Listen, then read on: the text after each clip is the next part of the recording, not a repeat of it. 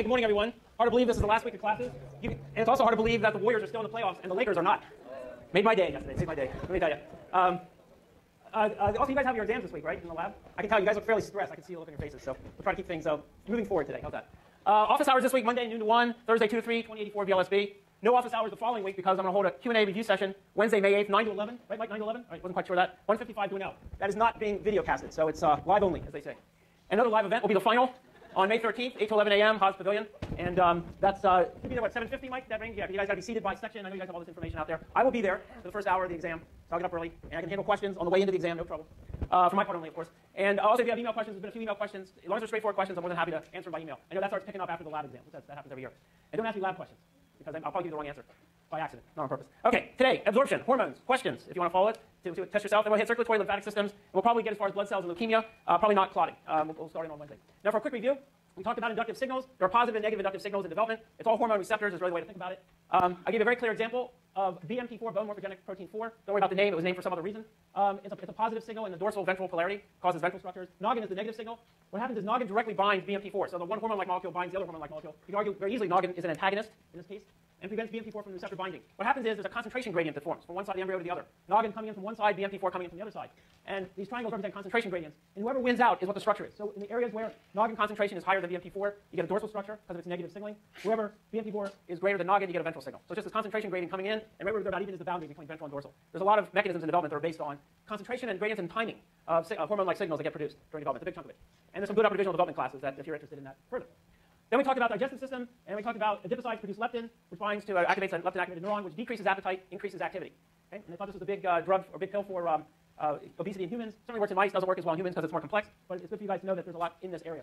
Then we talked about know what an alimentary canal is, know what a sphincter is, what hydrolysis is. Hydrolysis is adding water across a covalent bond. Absorption, which we'll pick up on today a little more. And then in terms of our alimentary canal, our digestive system starts out with a salivary gland. You have amylase, which breaks down complex sugars, and mucin, which is for lubricant as well as buffering. Forms a food bolus. The food bolus enters the stomach. The chief cells produce pepsinogen, which is a larger inactive precursor of a protease. Parietal cells produce hydrochloric acid. Pepsinogen gets converted into pepsin, which is a smaller active protease. And between pepsin, which has a low pH optimum, and the acid, you start up in on the hydrolysis in the stomach. Okay? You can cleave things easier, some things easier in low pH environment than you can in a neutral environment. And then what comes out of the stomach is the acid chyme. And you'll see another role for this today in a few minutes. The acid chyme hits the duodenum, which is in the small intestine, the first part of it. The pancreas secretes bicarbonate, sodium bicarbonate, but really bicarbonate to neutralize the acid.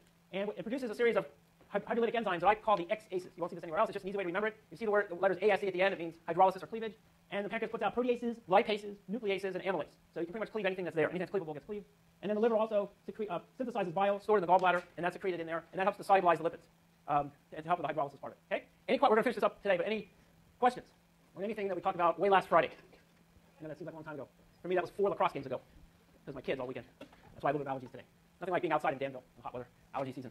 Okay, any questions? All right, so just to finish this up a little bit, after the material gets through the duodenum, you start into the area where you have more absorption, and the jejunum, and the ileum. And this is also all small intestines. And these guys absorb nutrients and water. We'll talk about the absorption system in a second, or parts of it. And then you have the large intestines. And these primarily absorb water. And you have elimination after that. Okay? So the absorption is really important, obviously. The only reason you go for hydrolysis is to then absorb in smaller molecules. So in the intestinal wall, inside the wall, you have a series of intrusions and so forth called villi. And these villi increase the surface area of where you absorb.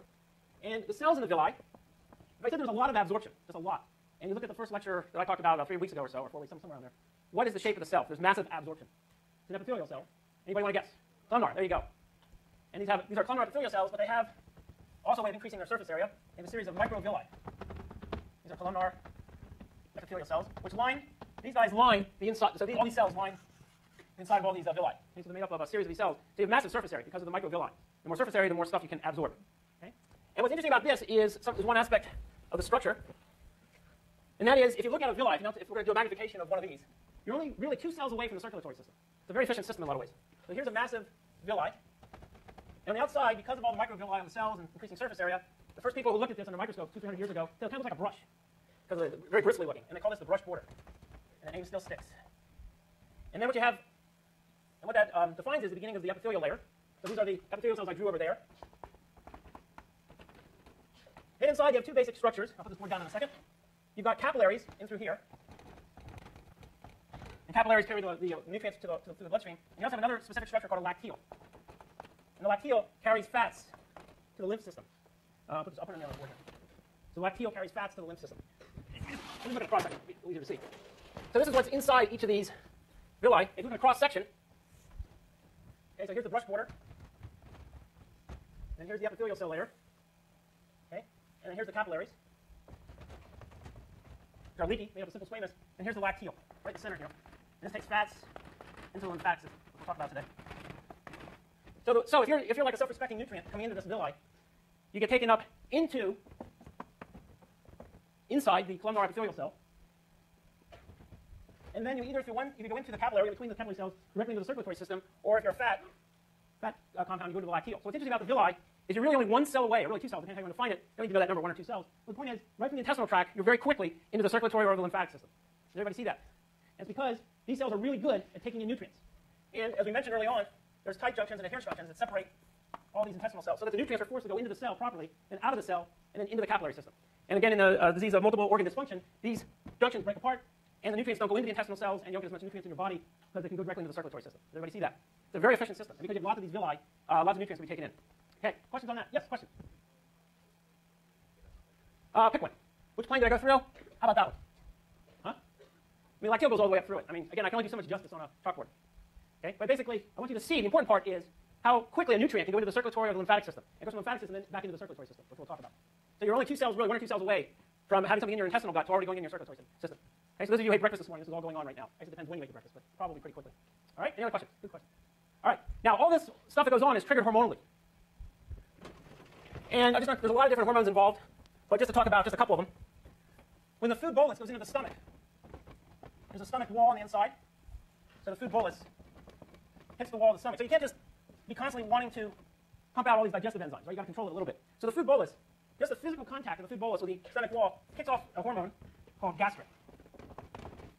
Gastrin binds to a receptor nearby, classic paracrine system, by the way, and it causes other cells in the cell wall to secrete what you might call the gastric juices, which is the liquid, the buffering, or the hydrochloric acid, pepsinogen, et cetera, all the stuff that goes in there for digestion. But this is kicked on by the hormone, which is kicked on by the food bolus coming into the stomach. So those of you who have not eaten breakfast this morning, you are not doing this right now. Let's have a little snack right before the lecture. Okay? So it's triggered by the food that you eat. Same thing in the small intestines. What gets into the small intestine? The acid chyme from the stomach, right? Well, the acid chyme does something very analogous. The acid chyme hits the wall of the duodenum wall and secretes a couple of hormones. One is called secretin. So the contact of the acid chyme with the duodenum wall activates secretin, which goes to the pancreas and binds receptors in the pancreas. It's another 7-pass transmembrane receptor. And the pancreas then secretes sodium bicarbonate. Okay, so it's your buffering capacity, because this is acidic. And I will put the other one right here, I guess. The other hormone that gets produced is cholecystokinin. Cholecystokinin will also go to the pancreas and causes the secretion of what I call the X-aces. Okay? So the only time you make all these hydrolytic enzymes, which really can clip and cleave almost anything it sees, is when it's triggered by the acid chyme. So only when you have stuff in there, food in there, we even produce the X-aces in there to begin with. So it's triggered in an appropriate way. Cholecystokinin also goes to the gallbladder and causes the secretion of bile through receptors in the gallbladder. Obviously, like any self-respecting hormone must have a receptor to interact with in order to do anything. So basically, the whole system is triggered. So you eat food, the food bolus triggers the gastric juices, which then produces the acid chyme, which then triggers the duodenum wall to make secretin to get out the bicarbonate for neutralization, or cholecystokinin to hit the pancreas to put out the hydrolytic enzymes, or go to the gallbladder to release bile. So it's all triggered together, and that's a good thing. Okay? Did everybody see that? Questions? Yes, in the back. Yes?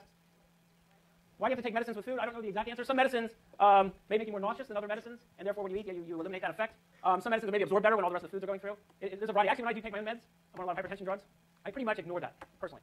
You know, if I haven't eaten that morning, I'll take it anyway, because I know that's more important than eating. But you shouldn't ignore it. That's just me.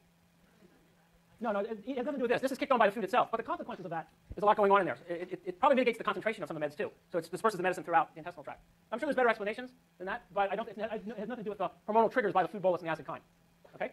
I'll look that one up. I'll ask some of my colleagues on that one. All right, other questions as we go into cardiovascular. Yes, Todd? No, is water enough to trigger this? No. That I know of. How would distinguish between water and soup? The nutrients that are in it.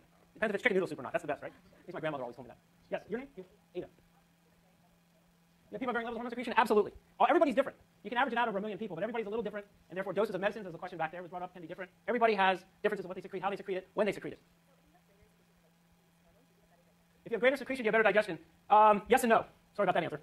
It all comes down to, you can make a lot of a hormone. I can envision a scenario where you make a lot of a hormone, but the pancreas doesn't function as much. So therefore you don't get as much of the X-ACEs out of there. I can envision another scenario where we make less of this, but this is more efficient, so you put more of these out. So it really comes down to how many of the hydrolytic enzymes and bile and gastric juices are actually pumped out. That's probably the bigger factor. But there's no doubt in my mind there are people out there that have defects or deficiencies in some aspects of this pathway. No doubt about it. Okay? Everybody's different. Okay? All right. What? Oh, nutrients is this X. It's going through our pathway here. The point I was trying to make here is right here. I was trying to say that the nutrient has to go into the cell itself. If it goes around the cell, it doesn't work, because this is what's connected to the capillary system. Okay? It's also, I think this is also in the manual, something similar to this. Okay, cardiovascular system, or circulatory system. And I think I'll go over here, start here. Okay, so, circulatory system. We'll start out with the heart. And just it's a four-chambered heart. You don't need to know that for the exam. That's a fairly trivial fact. It has two atria and two ventricles. Okay? And atria, blood goes in, ventricles pumps the blood out. That's pretty standard stuff. But the heart itself has got two circuits. It has a pulmonary circuit, where you have oxygen poor blood. These arrows coming out of the heart of the blood. You go to lung capillaries, and you get oxygen-rich blood. That's one circuit. And I'll put the other circuit down here.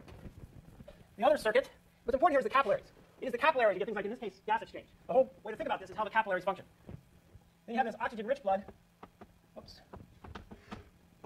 going into a system. This is called the systemic. This is the systemic circuit. And this goes to a bunch of capillaries. It's called systemic, or it's also called tissue capillaries. And this puts out nutrients and oxygen everywhere else, takes out the CO2, and picks up the oxygen, and you get oxygen poor blood coming out. And that should be a little bit intuitively obvious, right? Oxygen comes in the lungs, gets in the heart, gets to the tissues use it, and it's oxygen poor after that. What's important here in the capillaries, I'll put this board down in a second, is the way these capillaries work. So here's your capillaries, and you've got these simple squamous. So X, being a nutrient, doesn't go directly to the cells or tissues. Always goes into interstitial space. You'll see that this is critical to understand how the kidney works, for example. I'm just drawing this because I can write over here. And that goes into the cells, which are in the tissues. Okay? So when we talk about capillaries, at least in the tissues and the organs and so forth, it doesn't go directly from the capillary to cells. It goes from the capillary into interstitial space, which is very important. Or interstitial fluid, that's another name of it. Either way. That's what drives, that equilibrium that drives the push into the cells. Okay? Keep that in mind, because that's what happens. Kidney function, you cannot understand it until you understand this point here. So it goes from the capillaries to the tissue to the cells. Okay? And we'll talk a little more about capillaries here in a second. So one other thing to talk about is in the heart itself. If I said to you what kind of tissue is the heart, you immediately tell me cardiac muscle, right? Now, in this cardiac muscle, you don't necessarily always have nerves coming in to tell the heart cells to contract. You have autorhythmic clusters of cells, which actually send an action potential. That's how they communicate. Okay? And just to give you two examples, there's a bunch of those. The two very important ones you may have seen before, or not. One is called the sinoatrial node. So the cluster of these autorhythmic cells. The sinoatrial node is the pacemaker of your heart, and it sets the timing and the rate of the contraction. And you guys probably feel this all the time. And that is, it has receptors for hormones in there. So here's your pacemaker here, sinoatrial node. SAN, so you know what I'm referring to here. This actually responds to epinephrine to make it go faster. When you guys come in for your exam later this week, don't you like you'll get your heartbeat? Some of your heartbeat will just beat a little bit faster for that momentary. When the epinephrine comes in, it's hitting the sinoatrial node, and it's increasing the rate of the heartbeat. That's a direct effect. Secondly, another one, a good example is when you have a fever. Do you ever notice your heart seems to beat a little faster when you have a fever? At least I do. And it does. Should. Temperature is sensed by the sinoatrial node and increases the rate. So when you have a fever, next time you have a fever, instead of worrying about the fever, just ask yourself, is your sinoatrial node working? And see if your heart's beating a little faster from the fever. And because it responds to these kinds of environmental cues, epinephrine, temperature, and a bunch of others. But it's the pacemaker. Now, there's another one that's interesting, potentially, and that is another cluster of autorhythmic cells called the atrioventricular node. And this is involved in delaying the impulse, the action potential impulse, by approximately 0.1 seconds. And what that does, it makes sure that the atria, which is where the blood comes in, forces the blood into the ventricle before the ventricle contracts. So you have the atria sending the blood into